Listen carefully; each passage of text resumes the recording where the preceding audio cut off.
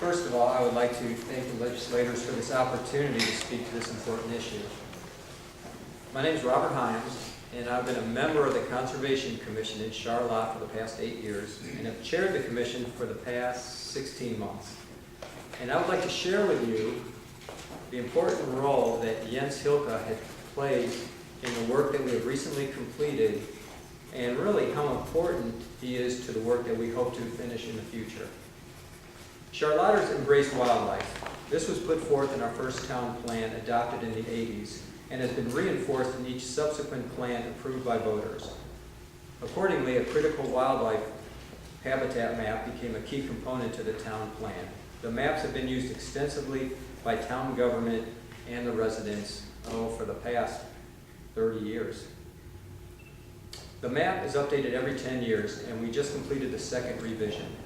This time, we had the platform for the project provided by the state in the form of the Vermont Biodiversity Project and the Vermont Wildlife Action Plan, two detailed studies which were a collaboration of the University of Vermont and state and federal scientists.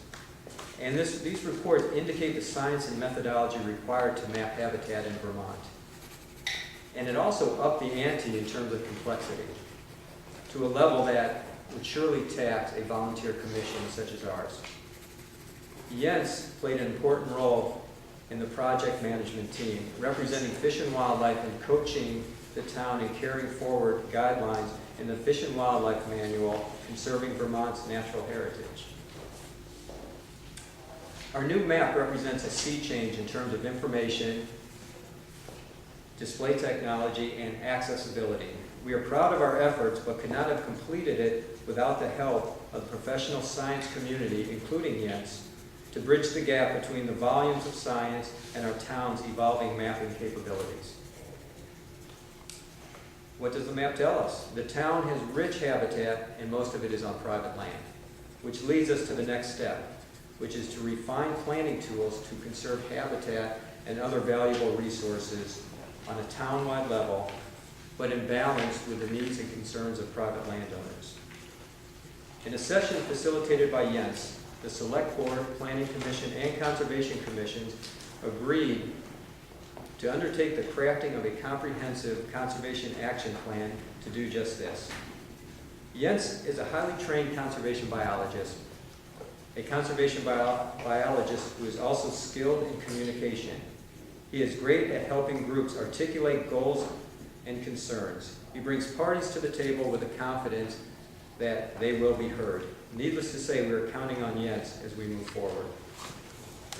Jens' position was eliminated once, and the planning and conservation communities rallied, and the legislature responded. I have to admit that this move by the administration really leaves our town distressed. To reiterate, Jens was instrumental in our recent success with the map and would really help when we embark on the next step. Thank you. Who's back? Anyone else make some comments?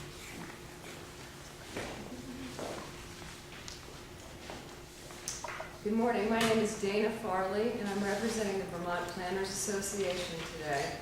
The Vermont Planners Association is an organization representing citizen and professional planners across the state.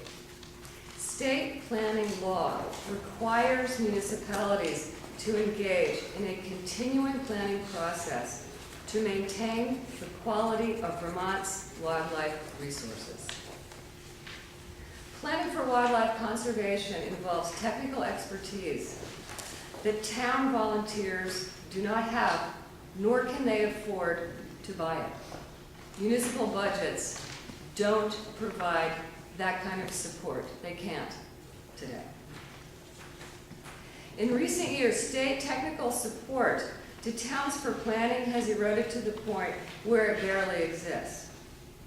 Elimination of the position that comes out of the Fish and Wildlife Department's Community Wildlife Program is crippling to all the municipal entities with preservation of Vermont's natural heritage as their charge. The state of Vermont can choose to spur and enhance local conservation planning initiatives, or it can choose to underfund or eliminate the programs that support them. By eliminating this position, the administration has clearly chosen the latter course. Local natural resource planning in Vermont can now be considered incapacitated. Thank you.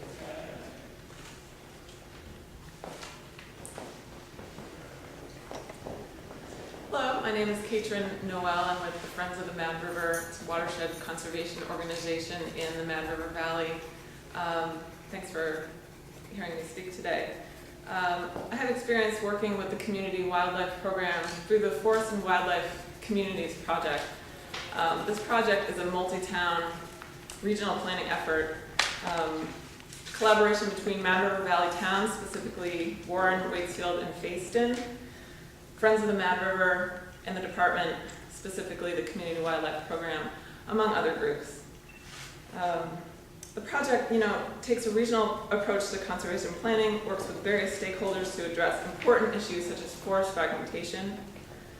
The Community Wildlife Program has played an essential role with technical assistance and also with providing the critical regional perspective because wildlife does not recognize town boundaries. The program has also provided critical support to community boards and groups as they wrestle with integrating science with the community values. This piece is so important. We don't have the technical assistance that we need, and with this project, the Community Wildlife Program will be sorely missed. Thanks.